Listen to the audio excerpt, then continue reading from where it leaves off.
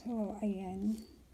Itong ganito, ibig sabihin, may 24 or 23 carats plated yan pag may ganyan siya. Kasi yung mga bagong Chanel ngayon, wala na siyang ganyan eh. Wala nang gold na halo. So, ipapakita ko sa inyo yung loob. This is a single flap bag. Ayan. And ito yung kanyang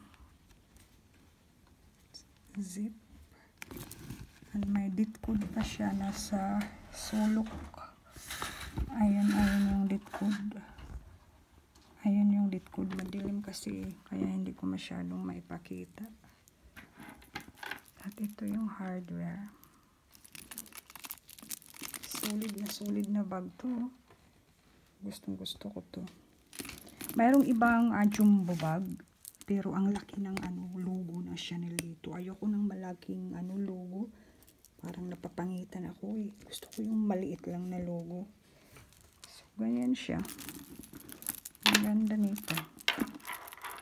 Ang ganda nito sa personal. Yung camera, hindi talaga siya maka-justify sa beauty ng bag.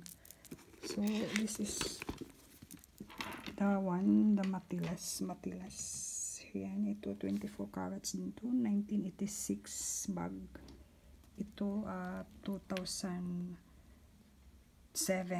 ito in a caviar leather, and this one is Matilas leather, not really sure. Yan, at ito yung loob niya.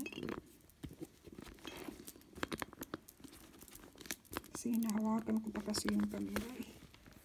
Ayan, at saka nilagyan ko siya guys ng ng organizer bag. Dali ko.